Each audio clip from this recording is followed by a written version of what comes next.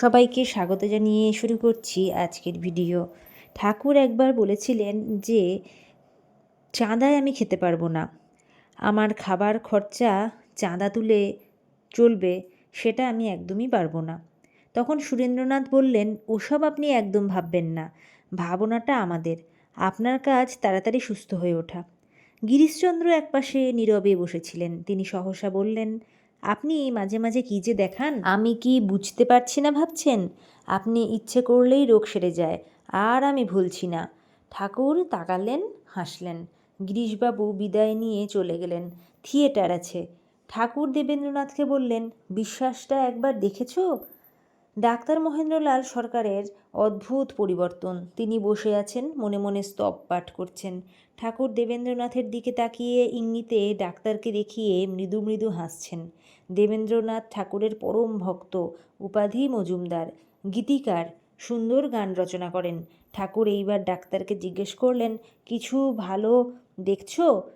Doctor সরকার বললেন, বলতে ভয় হয়, এখনই হয়তো কিছু রোগ দেখাবেন। ঠাকুর আজ অপেক্ষাকৃত ভালো আছেন। ভালো থাকলেও একজন জানেন সময় আসন্ন। তিনি শ্রী শ্রীমা 3 তলার চাতালে পথ্য তৈরিতে ব্যস্ত। সমস্ত ইঙ্গিতে মিলে যাচ্ছে। ঠাকুর বলেছিলেন, সারদা যখন দেখবে আমি যাত্রার হাতে খাচ্ছি, কলকাতায় রাত্রিবাস করছি, নিজের খাবারের অগ্রভাগ অপরকে দিয়ে খাচ্ছি, আর যখন দেখবে অধিক লোক একে দেবজ্ঞানে মানছে, একে বলতে ঠাকুর নিজেকে দেখিয়ে বলছেন, একে শ্রদ্ধা ভক্তি করছে, তখন জানবে এর অন্তর্ধানের সময় হয়ে এসেছে। সব মিলে যাচ্ছে। 11ই ডিসেম্বর 1885, শীতের কলকাতা। কদিন পরেই বড়দিন। সাহেবপাড়া নেটিভ ক্রিশ্চান পাড়ায় সাজো সাজো রব। জাকালো শীত, কমলালেবুর মতো রোদ। বেলা 3টে নাগাদ শ্যামপুকুর স্ট্রিট থেকে 2টো ঘোড়ার গাড়ি বেরোলো। প্রথমটিতে ভক্ত সঙ্গে শ্রী রামকৃষ্ণ পরমহংসদেব, দ্বিতীয়টিতে শ্রী শ্রী মা, মায়ের সঙ্গী ও জিনিসপত্র। ঠাকুর একবার ফিরে তাকিয়ে দেখে নিলেন ওই বাড়ি, ওই বারান্দা। আর না 70 দিনের স্মৃতি পড়ে রইল ইতিহাসে। গাড়ি চলেছে দুলকি চালে, ঘোড়ার গাড়ির যেমন চলা উচিত। এই পথে ঠাকুর সপার্ষদ কতবার আসা যাওয়া করেছেন এই মাস কয়েক আগে।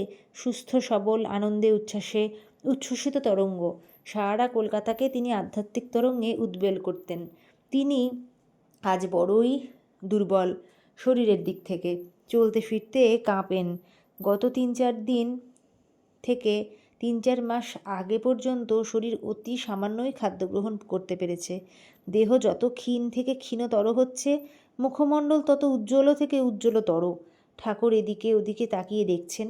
এই তো গিরিশের পাড়া, ওই তো বলরামের বাড়ি, ওই তো ওই দিকটায় পশুপতির বোসের বাড়ি। শীতের দুপুর অপরাহ্নে ঠেকেছে। দোকানপাট, রাস্তাঘাট রোদের আকর্ষণে জমজমাট। ওই তো ওই বিবিবাজারের ওই দিশিমদের দোকানটি। একদিন দক্ষিণেশ্বর থেকে কলকাতা আসার পথে এই দোকানের সামনে কয়েকজন মানুষের মত্ততা দেখে ঠাকুর চলন্ত গাড়িতে দাঁড়িয়ে উঠেছিলেন। একটি পাদানিতে উল্লাসে চিৎকার করছেন, চালাও চালাও, চালিয়ে যাও, যেভাবেই হোক, যে পথে হোক, দেহাতীত আনন্দে চলে যাও। এই জগৎ স্রষ্টা ঈশ্বর স্বয়ং সচ্চিদানন্দ। বাঁ দিকের রাস্তাটি ঢুকে গেছে গঙ্গার দিকে। ওখানে আছেন মা চিত্তেশ্বরী, মা সর্বমঙ্গলা। ইতিহাসের পথ ধরে চলেছে আর 2টি ঐতিহাসিক গাড়ি। প্রথমটিতে লীলাময় ভগবান, দ্বিতীয়টিতে লীলাময়ী ভগবতী। মানব লীলায় মেতেছেন।